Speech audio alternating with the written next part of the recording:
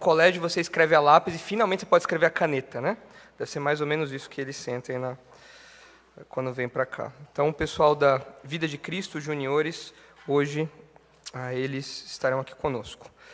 E nós estudaremos o texto que eu li há pouco, Atos 9, nos versículos de 1 a 9, onde nós temos a conversão do apóstolo Paulo, um dos 3 relatos da conversão do apóstolo Paulo. O relato da conversão de Paulo aparece em Atos 9, onde é narrado diretamente por Lucas.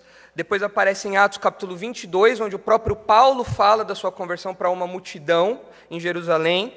E depois também no capítulo 26 de Atos, quando Paulo fala para o rei Agripa e para Festo, né? Mas nós estudaremos, eventualmente fazendo alguma conexão com essas outras passagens, nós estudaremos o capítulo 9. Queridos, a vida é feita de choques. Se você já é um pouquinho mais velho, você já levou muito choque na sua vida, não choque literal, há choques de convicções, coisas que você pensava e de repente você viu que estava completamente diferente, né? Especialmente quando nós somos crianças, nós temos muitos desses choques, porque nós pensamos que o mundo funciona como nos desenhos animados e nós vemos que não é assim, né, que as coisas caminham. E eu me lembro que quando eu era pequeno, eu passei por um choque muito grande na minha infância. Eu tinha de 4 para 5 anos e eu tinha um relacionamento muito próximo com a minha avó e com a minha bisavó, né? E eu chamava a minha avó de Vó Ina. Esse era o nome que eu dava para ela, a Vó Ina. Então era Vó Ina para cá, Vó Ina para lá, Vó Ina aquilo, Vó Ina isso. E a minha bisavó eu chamava de Sóia. Okay. Então era a Vó Ina e a bisavó Sóia. E normal, eu chamava, para mim isso estava no RG delas. Até que um dia me falaram, não, esse não é o nome dela. Eu falei, não, como assim vocês me enganaram todo esse tempo? Eu não acredito nisso. O nome da minha avó não era Voina, era Regina. Eu falei, não pode ser verdade isso. Eu quero ver o documento, me mostra, não pode ser, isso é um choque para mim. E o nome da minha bisavó não era Sóia, era Nair. Eu acredito que é porque o meu tio chamava a minha bisavó de sogra. Então eu ouvi e fiquei com Sóia. A gente acredita que foi por isso, mas ninguém sabe. Eu também não tenho a mínima ideia do porquê. Mas para mim foi um choque isso. Tá? Como assim não é Voina e Sóia? Isso para mim foi uma grande mudança de paradigma da minha cabeça. E geralmente as crianças têm isso. Um outro primo meu, ele ficou extremamente em choque quando ele descobriu que a avó dele era mãe do pai dele. Ele falava, não, está errado, você é minha avó, você não é mãe dele, você é minha avó. Não, mas eu sou mãe dele. Não, ele é meu pai, você é minha avó. Indignado com isso. As crianças têm muito dessas coisas, porque nós pensamos que o mundo funciona de um jeito, então nós vemos que, na verdade, a coisa funciona de outro completamente diferente. Aí, enfim, vocês poderiam lembrar de outros choques, talvez que vocês passaram mesmo na infância de vocês, ou outros choques mais reais também. Choques da perda de um ente querido, que realmente tira a gente do lugar. Choques em relação ao término de algum relacionamento importante. Choques da relação, às vezes, do rompimento da comunhão com alguma igreja, de algum problema que a igreja passa. Isso realmente nos afeta de maneira muito profunda. Nós poderíamos lembrar de vários choques que realmente marcam a nossa vida. E nós pensamos que esses choques, eles causam todo esse estrago e parece que eles não têm muita utilidade. Mas, na verdade, os tratamentos de choque são ferramentas preciosas de Deus para moldar o nosso caráter. E o que nós temos aqui, nesses versículos do capítulo 9 de Atos, dos versículos 1 ao 9, nós temos o tratamento de choque divino para Paulo. E se você nunca passou por um choque desse, do tipo saber que Papai Noel não existe, saber que o Coelhinho da Páscoa não existe, se você nunca passou por isso, mas você é um crente, pelo menos um tratamento de choque você passou na sua vida, que foi a sua conversão. A conversão é o grande tratamento de choque de Deus. Realmente tira todas as nossas bases, nos coloca em uma outra perspectiva do mundo, e então nós começamos a pensar de uma maneira completamente diferente daquela que pensávamos. E o que acontece aqui com Paulo, nesses versículos, é esse grande tratamento de choque divino.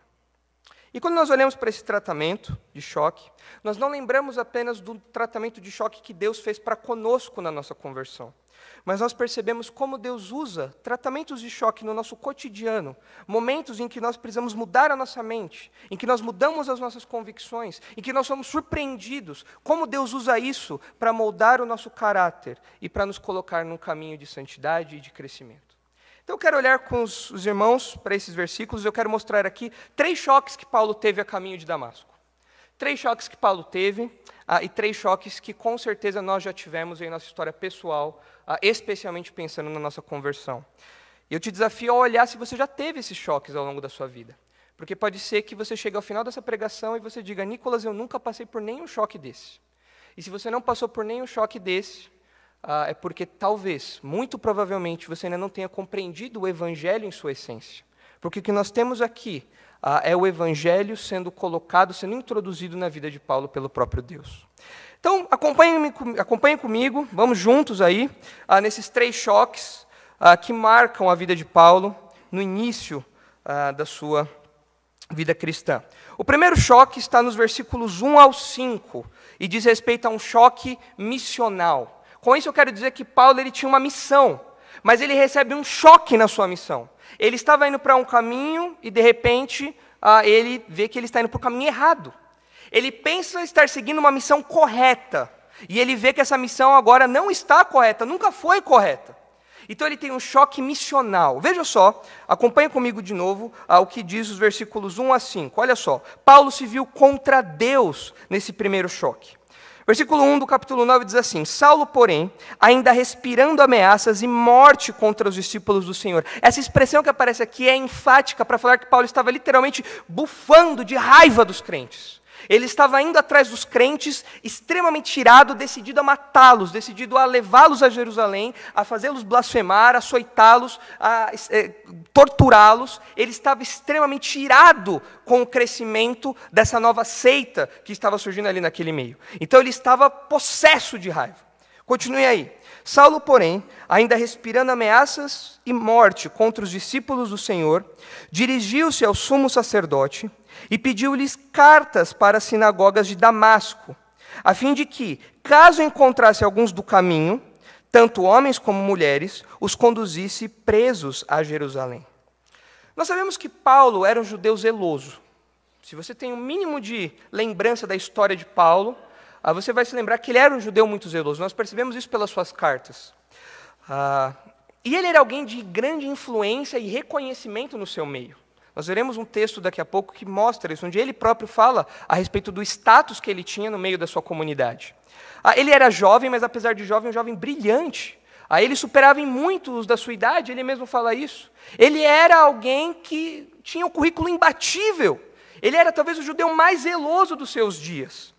E a liderança judaica confiava nele, a ponto dele se aproximar do sumo sacerdote e pedir cartas, para que essas cartas autorizavam, para que ele tivesse autorização de trazer esses dissidentes, essas pessoas que estavam seguindo esse caminho, que aqui é uma referência ao Senhor Jesus, essas pessoas que estavam seguindo o cristianismo agora, Paulo poderia trazer essas pessoas de volta para Jerusalém.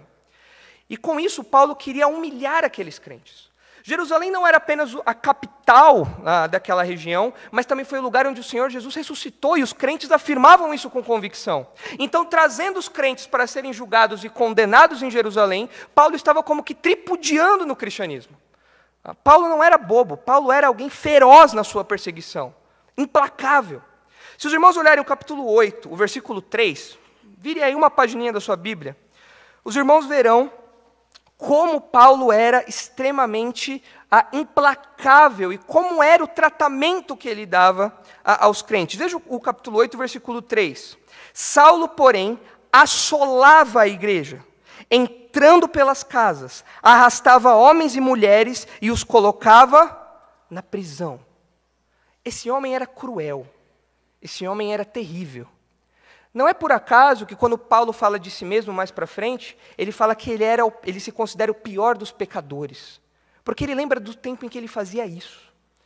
Nós aqui no Brasil temos, os mais velhos, têm vagas memórias a respeito do período da ditadura militar, em que eventualmente isso acontecia também. Pessoas eram sequestradas, alguns militares entravam nas casas, levavam as pessoas para fora, e a pessoa sumia, ou ela aparecia depois toda machucada, quando não aparecia morta. E o que Saulo faz aqui é algo muito semelhante, porque ele entra nas casas, ele não faz distinção se é homem ou mulher, ele puxa aquelas pessoas, não, você é um crente, então você agora vai pagar por isso. Paulo é implacável na sua perseguição ao cristianismo. Só que, queridos, Paulo realmente cria que ele estava fazendo algo que era certo. Paulo tinha convicção de que o cristianismo, de que a fé cristã, de que essa crença nesse tal de Jesus de Nazaré era realmente uma grande ameaça. Paulo cria piamente nisso. Ele não fazia isso só por maldade. Ele era um judeu zeloso. Ele não queria que as doutrinas do judaísmo fossem ameaçadas. Ele não queria que a glória do judaísmo fosse esvaziada. Ele não queria nenhuma afronta ao Deus a que ele dizia servir. Então ele perseguia os crentes com convicção de que ele estava fazendo o que era certo. Ele era zeloso nisso. Por isso a sua perseguição tinha um caráter de urgência. Ele ia de cidade em cidade, pegava as cartas, usava da sua fama, da sua autoridade, da sua influência para conseguir esses documentos, ia para as cidades, trazia os crentes, porque ele realmente acreditava que isso era uma grande ameaça ao judaísmo, e uma ameaça ao culto ao Deus verdadeiro. Mas em meio a esse zelo todo, algo acontece. Ele está no caminho de Damasco, justamente indo cumprir mais algumas das suas prisões, mais um dia da sua missão como arauto do Senhor, mais um dia como paladino de Deus aqui, indo agora a Damasco impedir que essa seita dos seguidores de Jesus de Nazaré se proliferasse ainda mais. Mas acontece alguma coisa. Olha o versículo 3, Atos 9:3. Ele estava indo a Damasco, mas, seguindo ele viagem, versículo 3, seguindo ele viagem e aproximando-se de Damasco, de repente, uma luz resplandecente vinda do céu o cercou. E caindo por terra, ouviu uma voz que lhe dizia: Saulo, Saulo, por que me persegues? E ele perguntou: Quem és tu, Senhor? E o Senhor respondeu: Eu sou Jesus, a quem persegues. Nós temos aqui uma intervenção divina direta. Deus não pede licença para entrar na vida de Paulo.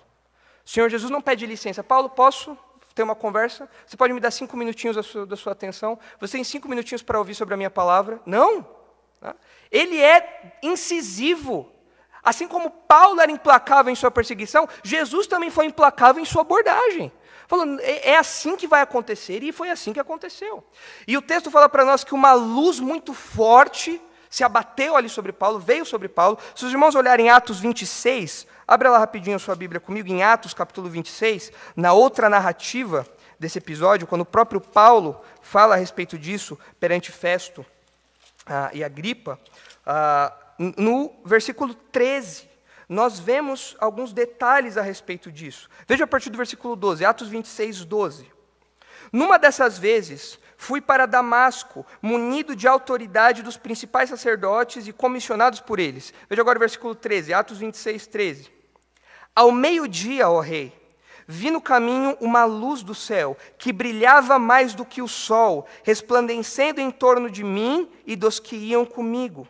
E caindo todos nós por terra, ouvi uma voz que me dizia na língua dos hebreus: Saulo, Saulo, por que me persegues? É inútil resistires ao aguilhão. E eu disse: Quem é, Senhor? O Senhor respondeu: Eu sou Jesus, a quem persegues. Não era uma luzinha qualquer, não era a luz de um semáforo, não era a luz do farol alto vindo na outra direção. Era uma luz mais forte, ou tão forte quanto o sol do meio-dia, um clarão insuportável para Paulo, que faz ele cair no chão, porque ele não aguenta aquilo. Paulo era o conhecedor do Antigo Testamento. Provavelmente, nesse momento, ele se ligou que isso não acontece por acaso. Não era uma coisa comum que estava acontecendo ali. Paulo se lembrou de episódios, provavelmente, do Antigo Testamento, onde Deus se manifestou por meio de uma luz que cegava, por meio de uma luz que mostrava sua glória, sua santidade, seu poder. Ele se lembrava disso. Não é à toa que, quando ele cai no chão, ele responde falando: Quem é Senhor? Ele já reconhece ali uma autoridade. Não, isso só pode ser algo de Deus aqui. É uma intervenção divina acontecendo. E Paulo também ouve uma voz. Paulo conhecia o Antigo Testamento e sabia como Deus falava por meio dos profetas, muitas vezes por meio de uma voz também. Uma voz forte, marcante. Paulo sabia que tinha alguma coisa ali acontecendo, não era algo comum. Mas ele cai no chão desorientado. E ele pergunta: Quem és, Senhor? Quem és tu, Senhor? No versículo 5.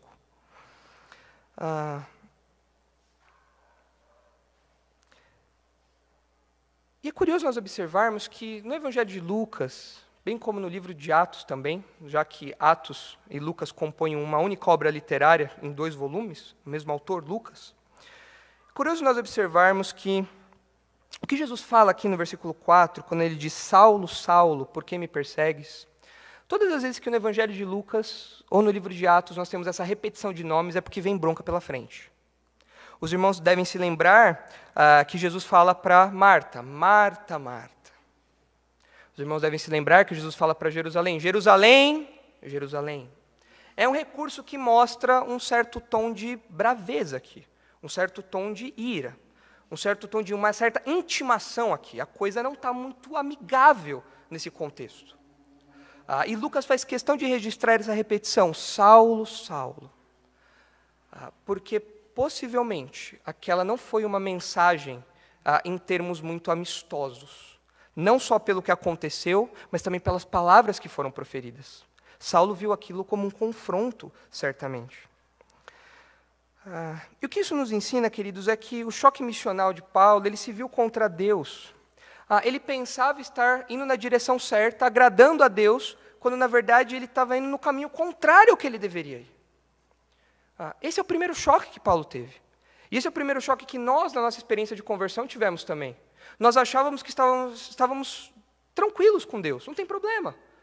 Eu fui batizado, fiz a primeira comunhão, tal, já não sou mais um pagão, já não morro indigente para Deus, está tudo tranquilo, agora Deus não está. Eu dou esmola para os pobres, eu ajudo, até contribuo com algumas ONGs aí, então para mim está tudo tranquilo. E nós achamos que estamos na mesma direção de Deus, estamos seguindo o caminho de uma boa moralidade, de uma vida de santidade, de uma vida bem regrada, que nos garante a aliança com Deus. Mas nós não poderíamos estar mais enganados. Nós sempre fomos contra Deus, até que Cristo interveio na nossa vida e mudou essa situação. Isso aconteceu com Paulo aqui também.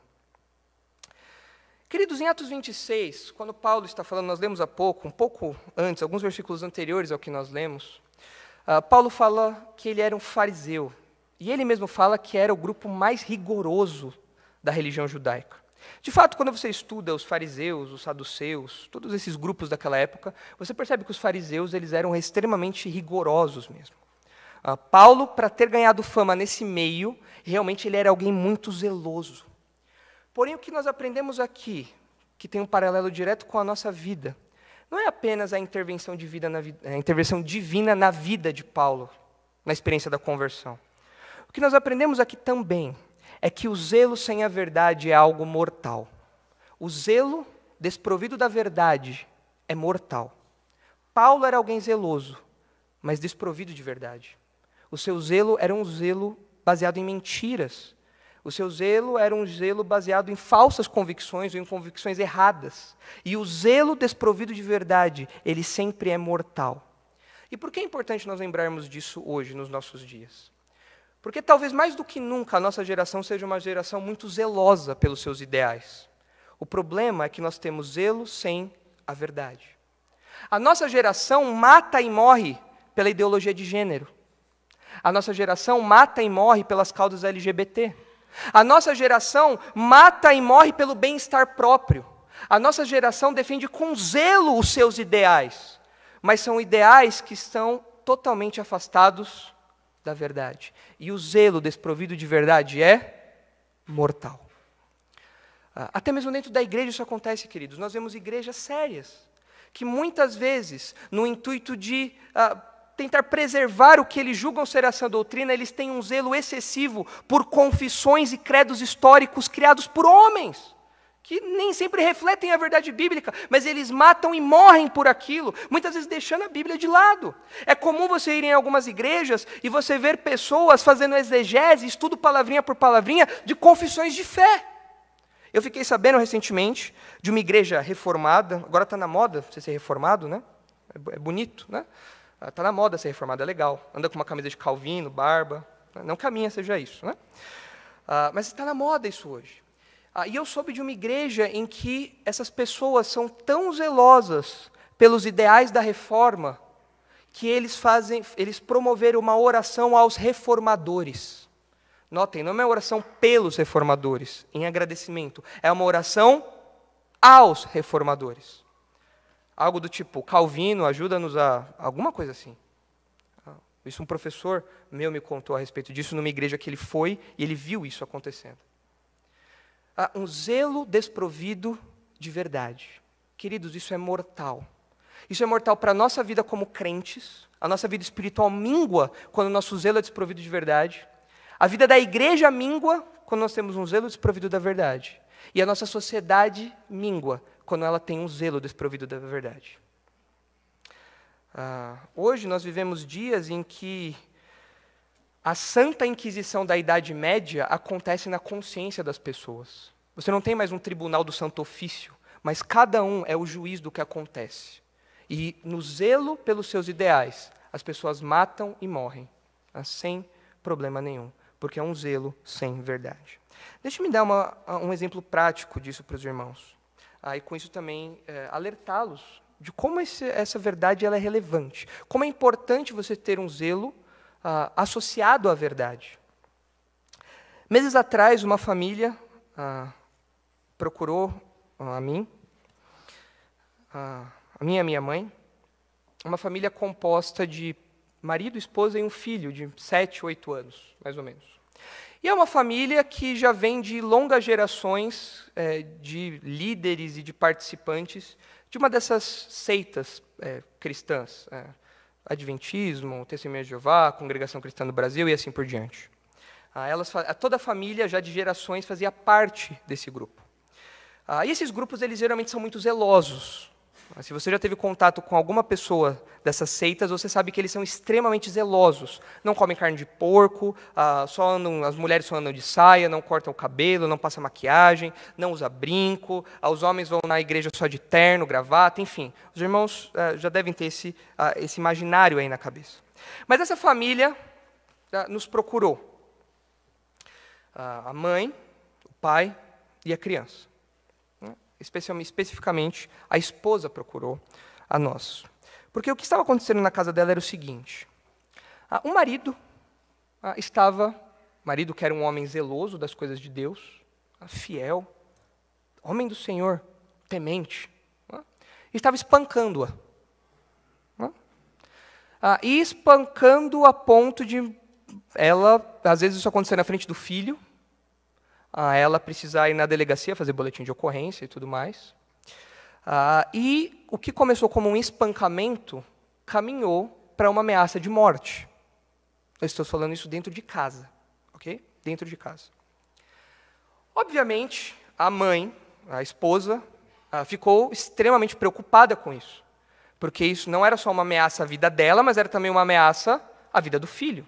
E as mães que estão aqui sabem que quando, de alguma maneira, os nossos filhos são ameaçados, as mães aqui viram leoas. E ela, na iminência de ter uma tragédia com a própria vida, e vendo o que o pai estava fazendo com aquela criança, já que batia nela na frente da criança e tudo mais, falou que ia sair de casa, decididamente.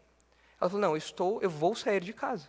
Eu já conversei com ele, já tentei, já busquei ajuda, ele não muda, ele tem me espancado, e o espancamento agora se tornou em ameaça de morte. Então, essa mulher ligou para os pais dela. Lembre-se que nós estamos falando de uma família de gerações e gerações vinculada a uma dessas igrejas, zelosas da palavra. Ela ligou para a mãe e falou, mãe, está acontecendo isso, eu preciso da sua ajuda, eu vou ter que sair de casa porque ele tem me ameaçado e eu não sei o que ele vai fazer com meu filho também. A mãe dela disse o seguinte, essa foi a resposta da mãe dela, ipsis literis. É melhor você morrer dentro de casa do que você ganhar a fama de uma divorciada.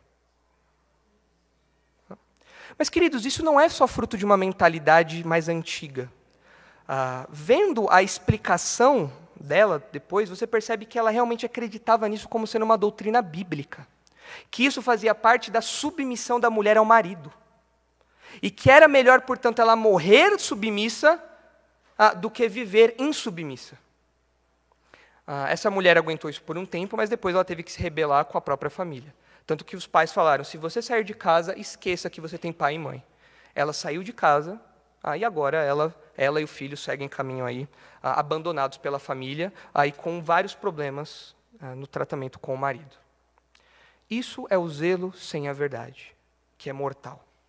Zelo por regrinhas, zelo por tradições, zelo por convicções doutrinárias totalmente distorcidas e equivocadas, e que leva à morte. No caso dela, isso seria literal, porque o zelo desprovido de verdade leva à morte. E Paulo era esse homem. Era alguém que, no seu zelo, desprovido de verdade, ele levava outros crentes à morte. E dia após dia ele caminhava para a sua própria morte. Mas existe um outro exemplo disso que nós podemos ver na nossa própria realidade. Muitas vezes nós temos crentes que azucrinam as suas famílias. Crentes que se tornam insuportáveis às suas famílias, porque acham que estão sendo zelosos com ideias que eles mesmos criaram. É o caso daquela pessoa que nós sabemos que existem os muçulmanos xiitas, não é? E tem o crente chato. É o muçulmano xiita e o crente chato. É o típico exemplo do crente chato. É o camarada que ele, dia após dia, ele é zeloso por uma coisa que ele inventou. Não pode isso, não pode aquilo outro. Não, meu bem, não faça isso, não, meu bem, não faça aquilo. E ele vai colocando isso na família, a família não aguenta mais. Pelo amor de Deus, para! Mas ele não para, porque o zelo dele é tão intenso por aquilo, que ele não consegue parar. Ele acha que ele está sofrendo por causa do evangelho. Não é? Eu sou um mártir dentro de casa. Queridos, isso é o zelo desprovido de verdade. No intuito de levar o evangelho muitas vezes para dentro de casa, essas pessoas elas estão bloqueando as oportunidades da genuína pregação do evangelho, sendo esse tipo de crente, que tem um zelo desprovido de verdade. Nós não podemos ser assim. Nós precisamos ser crentes com a verdade em mãos. Isso é uma missão legítima, quando nós nos alinhamos com aquilo que Deus espera de nós e caminhamos nesse propósito. Paulo estava vindo na contramão disso. Jesus intervém e dá um primeiro choque na vida dele. Paulo, eu estou contra você. Eu estou contra você. Isso já começa a mudar os pensamentos de Paulo. Esse é o primeiro choque, então, um choque missional. Paulo estava numa missão, pensando que era uma missão divina, mas, na verdade, ele estava contra Deus. Mas vamos ver agora o segundo choque, então. Isso está no versículo 5 também, na segunda parte do versículo 5.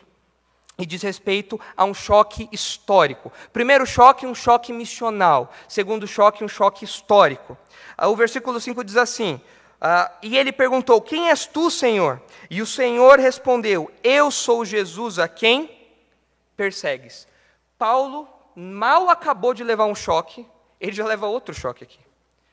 Os irmãos devem se lembrar que no tocante à ressurreição de Cristo foi divulgada uma mentira para que fosse ocultado esse evento. Se os irmãos olharem em Mateus capítulo 28, abra rapidamente sua Bíblia comigo em Mateus capítulo 28, os irmãos relembrarão que quando Jesus ressuscitou, os mestres ali judaicos, para tentar ocultar isso e tentar parar o avanço da fé cristã, eles inventaram uma mentira falando que o corpo tinha sido roubado.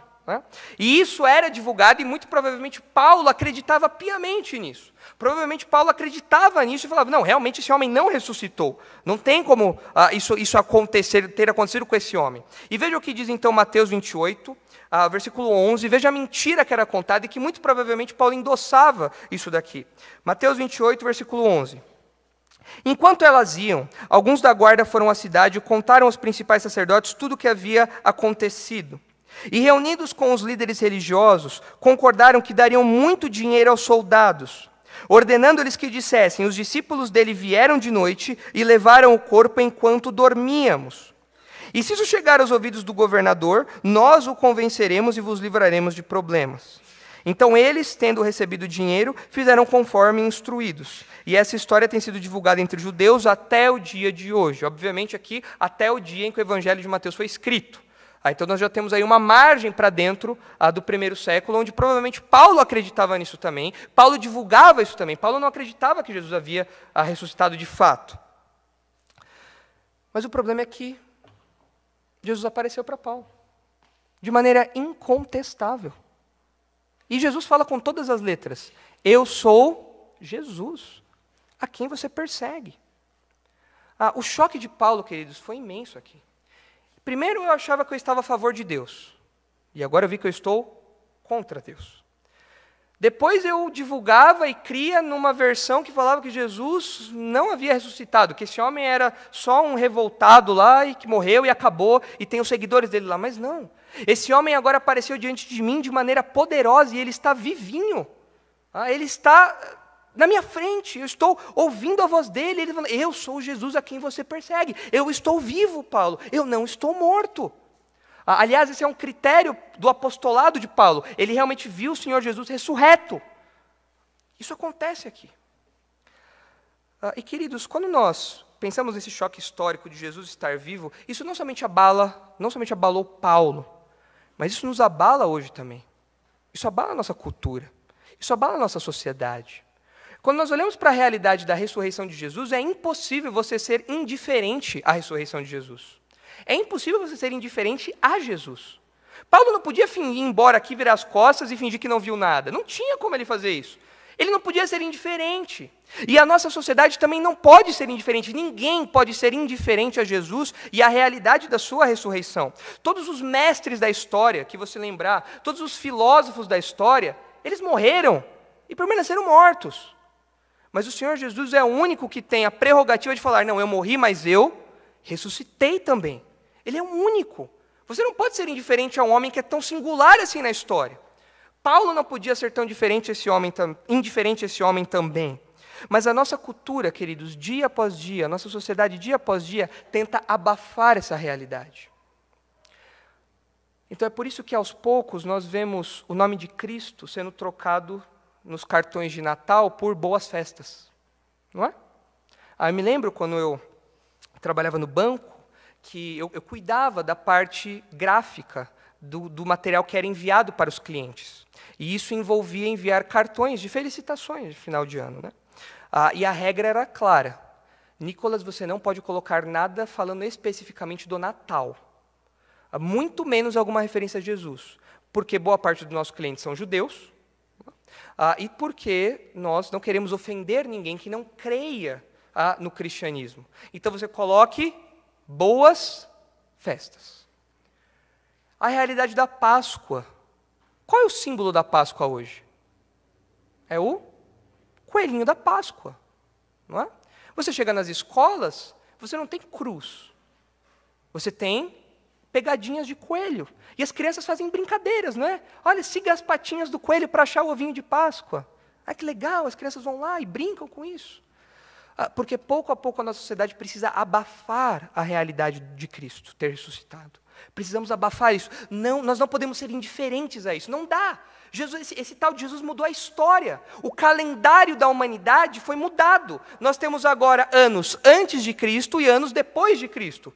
Nós temos uma religião que, mesmo em meio à perseguição mais voraz, ela não para de crescer. Nós não podemos ser indiferentes a esse homem, mas então nós vamos abafá-lo. Deixa ele lá no porão, coloca lá embaixo, deixa a cruz, deixa tudo lá. Põe o Papai Noel, põe o coelhinho da Páscoa, põe tudo isso aí em cima. Vamos abafar esse Jesus. Nós não podemos ser indiferentes a ele, mas nós podemos não falar sobre ele. É isso que a nossa cultura faz hoje.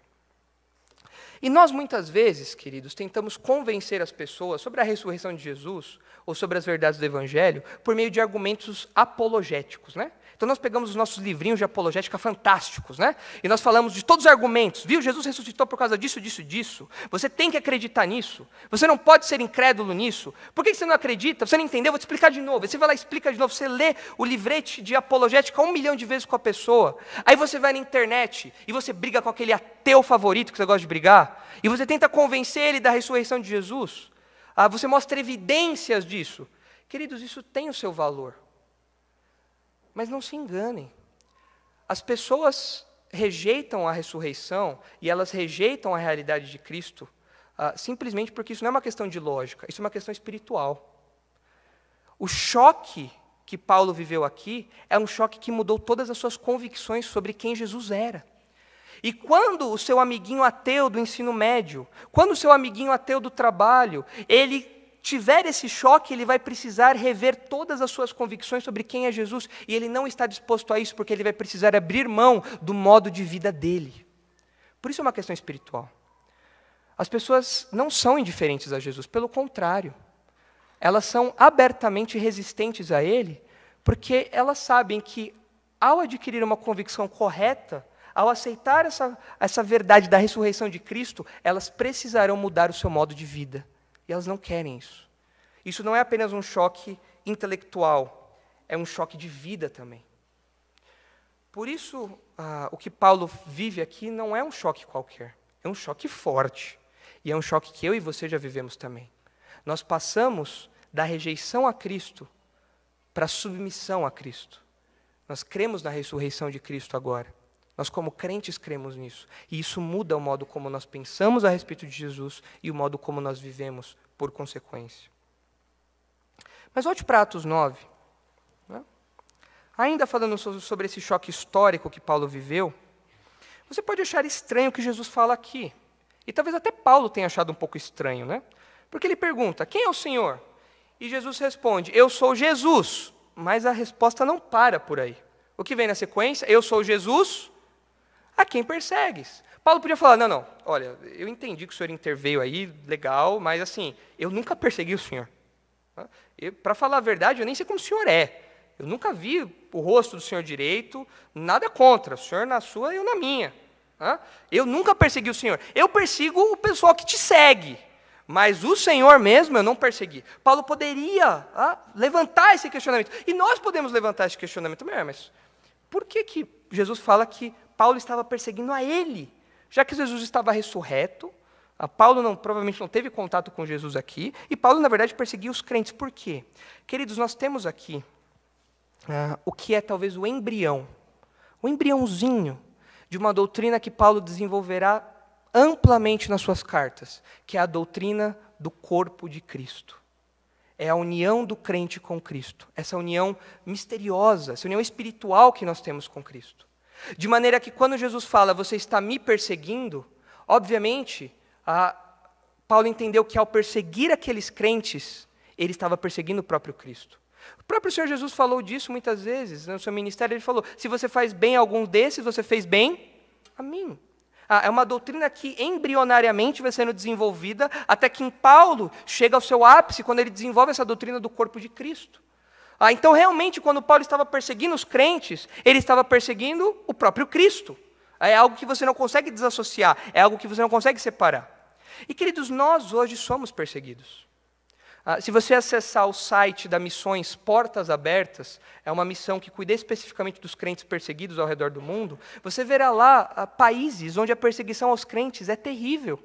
De maneira que eles precisam, muitas vezes, eles não conseguem nem fornecer dados a respeito da igreja nesse país, porque corre o risco dos crentes serem perseguidos ali. Os irmãos podem entrar lá nesse site, chama Missões Portas Abertas, e verificar isso. A perseguição aos crentes existe hoje. Perseguição física. Igrejas inteiras são queimadas com pessoas dentro. Crentes são assassinados quando se convertem e finalmente a família descobre, eles são levados à praça pública e são apedrejados, mortos à espada. Os irmãos se lembram tempos atrás em que nós vimos alguns cristãos sendo assassinados, sendo decapitados numa praia. Os irmãos se lembram? Ficaram chamados como o povo da cruz, não é? Homens vestidos de laranja, caminhando e sendo assassinados ali, a sangue frio, isso sendo transmitido a todo mundo. Existe hoje perseguição aos crentes, sim. Curiosamente, só se fala de perseguição aos homossexuais, só se fala de perseguição às pequenas causas, às minorias, mas a perseguição aos cristãos, além de perpassar a história inteira, ainda hoje é enorme. Mas quando nós vemos o que Jesus fala para Paulo, nós vemos que estes homens não estão perseguindo somente pessoas como eu e você. Eles estão perseguindo ao próprio Cristo.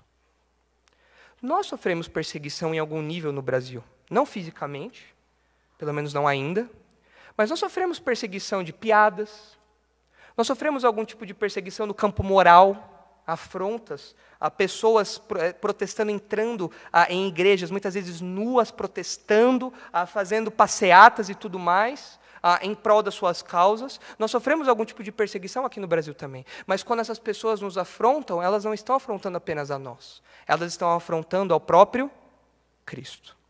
E, irmãos, não é legal afrontar o próprio Cristo.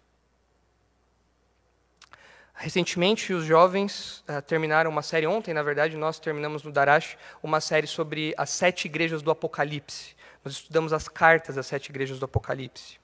E algo que nós percebemos com muita facilidade é que o Jesus apresentado em Apocalipse não é esse Jesus que nós vemos pintado nos quadros renascentistas. Não é um Jesus com aquela carinha meiga, com aquela pele aveludada, né?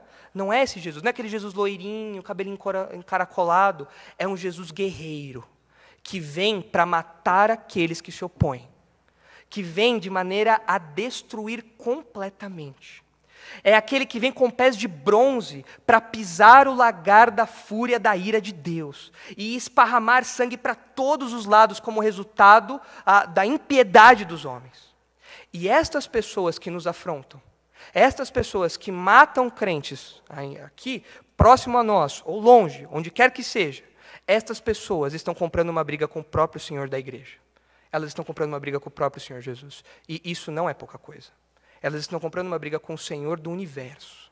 E esse rei, esse Senhor Jesus que Paulo estava perseguindo, assim como interveio de maneira drástica na vida de Paulo e o derrubou ali de maneira que ele não pudesse fazer nada, um dia vai intervir na história da humanidade de maneira geral também e vai fazer com que todas essas afrontas recebam o devido castigo. Queridos, isso deve nos encorajar. Nós temos alguém que está ofendido com o que nos ofende. Nós temos alguém que sofre com o nosso sofrimento. Nós temos alguém que também padece com o nosso padecimento.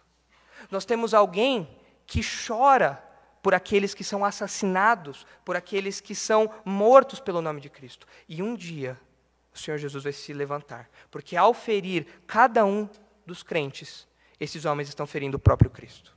E Ele vai voltar de maneira decisiva para mudar a história. Ele trará juízo a essas pessoas. Mas essa realidade embrionária do corpo de Cristo, quando Jesus fala, eu sou Jesus, a quem você persegue, ou seja, você está perseguindo os crentes e, portanto, você está perseguindo a mim também, deve ser uma realidade, queridos, que deve estar constantemente na nossa mente. Constantemente. Quando nós ofendemos ou maltratamos os nossos irmãos, nós não estamos apenas ofendendo ou maltratando pessoas que desfrutam do mesmo status que nós. Se nós levarmos esta realidade, passarmos pelas cartas de Paulo e chegarmos às aplicações finais disso, nós compreenderemos de maneira muito clara que quando eu ofendo um irmão meu, eu estou ofendendo ao próprio Cristo. Eu estou maltratando o próprio Cristo. Quando eu sou negligente no cuidado do meu irmão, eu estou sendo negligente com o cuidado do próprio Cristo. É algo direto. E se os irmãos acham que eu estou exagerando, eu quero lembrá-los que hoje nós participaremos da ceia. Dentro de instantes, nós participaremos da ceia aqui. E um texto que é sempre lido é o texto de 1 Coríntios 11, onde o problema daquela igreja, o problema da igreja de Corinto, era justamente inimizade. Os irmãos não se suportavam, viviam brigando, levavam o outro para brigar judicialmente. Eles não esperavam, eles não ligavam uns para os outros. E Paulo fala, não ignorem que é por causa disso que muitos dentre vocês estão doentes e outros até morreram. Por isso, quando vocês forem participar da ceia, que é um símbolo dessa comunhão que nós temos, dessa unidade que nós temos com Cristo, perfazendo o corpo de Cristo, quando vocês participarem dessa ceia, vocês devem avaliar a si mesmos, porque quem participa de maneira indigna se torna réu do corpo e do sangue de Cristo. Em outras palavras, se torna culpado pelo que aconteceu com o Senhor Jesus. Você pega parte dessa culpa. Você é como se você estivesse matando o Senhor Jesus, tendo parte no que aconteceu com Ele. Quando nós não tratamos os nossos irmãos com a devida dignidade, quando nós nutrimos rixas, quando nós nutrimos antipatias, quando nós nutrimos rancores, quando nós nutrimos fofocas em nosso meio, quando nós nutrimos inimizades de todo tipo, nós não estamos lembrando que fazemos isso contra o próprio Senhor Jesus. E Paulo nos lembra, quem faz isso se torna réu do corpo e do sangue de Cristo. Porque quando eu olho para o Luiz Bosch, quando eu olho para a Dona Dalma, quando eu olho para o Fábio, quando eu olho para a Helena, quando eu olho para o Fernando, eu não vejo só uma pessoa que foi resgatada, eu devo ver o próprio Cristo. Essa é a realidade que Paulo teve um grande choque também. E foi um choque tão grande que Paulo escreveu boa parte da teologia bíblica a respeito desse assunto, nas suas cartas. Esse foi o segundo choque que Paulo sofreu, um choque histórico. O primeiro choque foi um choque missional. Né? Segundo choque, um choque histórico. Vamos agora então para o terceiro e último choque. Aqui foi um choque pessoal. Isso está aí nos versículos 6 a 9. Veja o que acontece aí nos versículos 6 a 9, e quando Paulo tem um choque pessoal. Jesus continua, eu sou Jesus a quem persegues, e ele diz, mas levanta-te e entra na cidade de Damasco. Lá te será dito o que precisas fazer. Os homens que viajavam com ele, ouvindo a voz, caíram emudecidos, mas não viram ninguém. Saulo levantou-se do chão e, abrindo os olhos, não enxergava coisa alguma. Então, guiado pela mão, foi conduzido a Damasco. E ficou 3 dias sem enxergar, sem comer e nem beber. Se no primeiro momento Paulo se viu contra Deus, se no segundo choque Paulo se viu como que diante do Cristo ressurreto, o terceiro choque de Paulo, agora o choque pessoal, é quando Paulo se vê incapaz. Queridos, Paulo era um homem de um currículo invejável. Vejam Filipenses capítulo 3, onde ele descreve um pouquinho do seu currículo para nós. Abra sua Bíblia comigo em Filipenses capítulo 3. Veja só o que ele diz. Filipenses capítulo 3, veja o versículo 4. Filipenses 3, 4, veja só. Se bem que eu poderia até mesmo confiar na carne. Se alguém pensa que pode confiar na carne, muito mais eu. Circuncidado no 8º dia, da descendência de Israel, da tribo de Benjamim, hebreu de hebreus. Aqui Paulo está falando, eu sou um judeu da gema. Aqui eu sou um judeu legítimo, eu sou um judeu com pedigree. Olha lá, quanto à lei fui fariseu, quanto ao zelo persegui a igreja, quanto à justiça que há na lei, eu era irrepreensível. Paulo era um judeu exemplar. Paulo era um judeu de um conhecimento inimaginável. Nós percebemos isso nas suas cartas. O tratado que Paulo faz no livro de Romanos, na carta aos Romanos, é uma carta que mostra o quanto Paulo conhecia do Antigo Testamento. Paulo era incomparável. Ele fala, em outra ocasião, quando ele fala da sua conversão também, ele diz abertamente que, comparado aos outros da sua idade, ele era muito melhor. Se você olhasse no LinkedIn de Paulo, você queria ele para sua empresa. Você não ia pensar 2 vezes, não, eu quero esse homem aqui, não tem jeito. Você ia brigar para ele ser o CEO da sua sinagoga. Não tinha jeito. Paulo era o cara dos seus dias. Ele era judeu, um judeu de judeus. Ele era romano, por isso ele tinha privilégios que permitiam que ele viajasse todo o império. Ele tinha o direito de ser julgado, ele tinha todos os direitos de um romano. Quanto à sua educação, ele foi grego. Não é à toa que o nome dele é Paulo de Tarso. Tarso era uma cidade de alta cultura grega. Era uma das grandes cidades daquela época, como se fosse talvez aqui na nossa região, a Campinas da época. Era uma cidade de grande estudo, um polo intelectual ali. E Paulo tinha toda essa bagagem. Paulo era um homem incomparável. Mas quando aquela luz bate, quando Jesus intervém, isso não vale absolutamente nada. Todos os diplomas de Paulo, PhD, tudo que ele podia falar, não posso passar por isso. Jesus simplesmente fala, meu querido, eu não te perguntei qual é a sua formação. Isso para mim não interessa. Não faz a mínima diferença. E Paulo literalmente cai no chão. E esse choque pessoal da incapacidade de Paulo fica ainda mais agravado, fica mais evidente, porque ele não consegue nem mesmo entrar na cidade. Ele precisa que os soldados, os companheiros dele, o levem pela mão até a cidade. E o texto fala que ele fica cego, e que ele não comia nem bebia. Paulo está em estado de choque aqui. Ele fala, eu acreditava em tudo, e agora tudo que eu acreditava é diferente. Esse tal de Jesus apareceu e ele realmente está vivo. E eu, que sou talvez a maior autoridade nos meus dias, não valeu de nada tudo que eu sei. Simplesmente nada. Eu caí ao chão quando aquela luz veio. E aquela voz, eu não sabia o que fazer, incapaz. Foi um choque pessoal.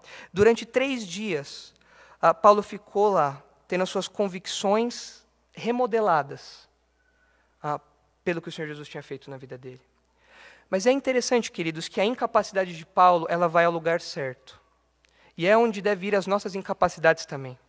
Porque o Senhor Jesus fala, levanta e vai para a cidade. E o que Paulo faz? Ele levanta e vai. Ele não briga mais. Eu não vou brigar com alguém que fez isso. A incapacidade, ela encontra morada no lugar certo, na obediência a Cristo. Nós somos incapazes em muitas áreas da nossa vida. Nós somos incapazes de manter o nosso casamento. Nós somos incapazes de manter as nossas amizades. Nós somos incapazes de manter a nossa igreja de pé. Nós somos incapazes disso. Nós reconhecemos a nossa fraqueza. Você pode ter todos os PhDs, formações, falar não sei quantos idiomas, ser um poliglota, falar grego, hebraico, aramaico, você pode falar tudo isso, mas nós somos como Paulo caído aqui, nós somos incapazes. E quando nós somos incapazes, o melhor lugar para nós corrermos é debaixo da obediência de Cristo. Eu devo ir para ali? Tá bom, então eu vou. Eu não vou questionar, eu vou para ali então. Essa é a postura correta de Paulo, essa deve ser a nossa postura correta também. O pastor Josemar Bessa, talvez os irmãos conheçam pela internet, do Rio de Janeiro, ele tem uma frase que eu acho muito interessante e que eu acho que casa completamente com o que nós falamos aqui agora, dessa incapacidade. Num comentário que ele faz a respeito da criação, lá em Gênesis, o pastor Josemar Bessa diz o seguinte: Deus cria tudo a partir do nada. Por isso, para nos usar, Ele primeiro nos reduz a nada, para então fazer tudo em nós. Vou dar novamente. Deus cria tudo a partir do nada.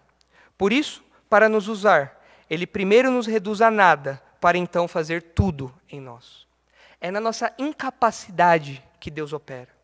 Paulo fala isso. Abram comigo suas Bíblias em 2 Coríntios, capítulo 12. Paulo fala isso de maneira magistral, quando ele se vê incapaz de novo, agora já maduro na vida cristã. 2 Coríntios capítulo 12, veja o que diz o versículo 6. 2 Coríntios 12, 6. Mas mesmo que quisesse gloriar-me, eu não seria louco, porque estaria dizendo a verdade. No entanto, abstenho-me de fazê-lo, para que ninguém pense de mim além do que em mim vê ou de mim ouve. Até mesmo sobre essas extraordinárias revelações. Portanto, para que eu não me tornasse arrogante, foi-me posto um espinho na carne, um mensageiro de Satanás, para me atormentar, para que eu não me tornasse arrogante. Pedi ao Senhor 3 vezes que o tirasse de mim, mas ele me disse: a minha graça te é suficiente, pois o meu poder se aperfeiçoa na fraqueza. Por isso, de muito boa vontade me gloriarei nas minhas fraquezas, a fim de que o poder de Cristo repouse em mim. Por isso, eu me contento nas fraquezas, nas ofensas, nas dificuldades, nas perseguições, nas angústias por causa de Cristo. Pois quando sou fraco, então é que sou forte. Infelizmente, esse texto se banalizou em para-choque de caminhão. Mas o que esse texto nos ensina é que quando nós somos incapazes, é então que Deus fala: ok, agora eu vou trabalhar por meio de você. Quando nós chegamos no final da linha e a gente fala: Senhor, eu não aguento mais. Então Deus fala: legal, agora você está no lugar que eu quero. Agora eu vou começar a trabalhar por meio da sua vida e na sua vida também. Queridos, nós precisamos reconhecer as nossas fraquezas. Isso é essencial. Nós não aguentamos levar o nosso casamento para frente, nossas amizades, o nosso trabalho. E muitas vezes Deus nos dá choques pessoais para nos lembrar disso. O desemprego chega e Deus fala: não é você que traz comida para sua casa. Sou eu, por meio de você, que alimento a tua família. Muitas vezes é o final de um relacionamento em que fala: olha, não é você que sustenta o teu relacionamento. Sou eu que sustento, por meio da minha palavra, a sua liderança e a submissão da sua namorada, enfim. Ou às vezes um casamento que passa por terríveis problemas, terríveis dificuldades. E o homem e a mulher, eles tentam levar isso nas suas próprias forças. E então eles levam choques, choques e choques, até que eles entendem que quem sustenta o casamento é o Senhor Jesus e não a nossa própria força. Muitas vezes problemas dentro da igreja, onde o pastor a liderança tenta segurar com as suas próprias forças e o Senhor Jesus fala: não, vocês estão fazendo tudo errado. Vocês são incapazes. Admitam que vocês não sabem o que fazer. E deixa que eu faça o trabalho. Deixa eu orientá-los aqui agora. Na incapacidade de vocês, submetam-se obedientemente a mim. Esses choques pessoais, queridos, remodelam a nossa mente e nos colocam no nosso devido lugar. 3 choques que Paulo experimentou: choque missional, um choque histórico e um choque pessoal. E uma última aplicação que eu quero deixar com os irmãos a respeito dessa passagem é que muitas vezes nós temos familiares, amigos, que são duros de coração ao Evangelho. Muitas vezes pessoas até más. Pessoas que talvez deixassem Paulo no chinelo. Pessoas que você prega o evangelho e elas resistem contra o aguilhão. Tá? E você fica desanimado. Você fala, essa pessoa não dá mais. É impossível que essa pessoa seja salva. Ela se colocou num poço de maldade e num poço de incredulidade que é impossível que essa pessoa seja resgatada. Quando você ficar desanimado assim, eu admito, eu já fiquei muito desanimado assim por várias pessoas, próximas a mim ou não. Eu sempre me lembro, eu convido você a se lembrar também da história de Paulo. Quando Paulo disse que ele era o pior dos pecadores, ele não estava brincando. Um homem mau, com um coração duro feito pedra. Incrédulo até o último. Mas quando Deus intervém, nem mesmo o coração mais duro, nem mesmo a vontade mais obstinada é páreo para a ação do Senhor Jesus. É por isso que nós oramos pela conversão dos nossos queridos. Porque não somos nós que convertemos as pessoas. É o Espírito Santo que convence do pecado, da justiça e do juízo. E quando Jesus intervém, queridos, Ele é implacável. Então vamos orar. Nós vamos orar agora. Vamos orar pelos nossos queridos, familiares, amigos, que muitas vezes, diante da pregação do Evangelho, se mostram obstinados, duros, mas que pela ação do Senhor Jesus, certamente eles podem ser convertidos. Vamos orar. Senhor, obrigado pela história da conversão de Paulo. Obrigado, Pai, porque esses choques que Paulo viveu foram choques que nós, crentes, também vivemos e experimentamos. Um dia na nossa vida e até hoje, Pai, o Senhor ainda nos dá esses choques para nos lembrar que é o Senhor que é soberano e não nós. Que o Senhor é quem cuida de tudo e não nós. Que é o Senhor quem salva as pessoas e não nós. Pai, nós temos entes queridos que, assim como Paulo, parecem avessos ao Evangelho, duros de coração, como um dia nós já estivemos também. Mas nós pedimos agora, Pai, que o Senhor, em sua graça, em sua sabedoria, em primeiro lugar, console o nosso coração, Pai. Nós pedimos isso. Console o nosso coração para que nós entendamos que o Senhor é poderoso, o Senhor é soberano e o Senhor é bom, santo e justo. Inclusive, Pai, no tempo que o Senhor dá de incredulidade a essas pessoas, assim como o Senhor deu a nós também antes de nos resgatar. Mas nós também queremos pedir que o Senhor nos encoraje, Pai, diante dessas verdades, a orar pelos nossos entes queridos, aos nossos amigos, parentes. Que nós tenhamos sempre a coragem, Pai, e a confiança de que o Senhor é poderoso. O Senhor interveio no caminho de Damasco na vida de Paulo, e certamente pode intervir no caminho de Damasco, da vida de qualquer pessoa ao redor de nós. Ajuda-nos a confiar nisso, por favor. E ajuda-nos, Pai, a depositar no Senhor as nossas esperanças, as nossas forças, a nossa obediência. E que esses choques estejam constantemente diante de nós, nos lembrando de quem nós somos e de quem o Senhor é. É isso que nós oramos agradecidos em nome de Jesus. Amém. Obrigado, queridos.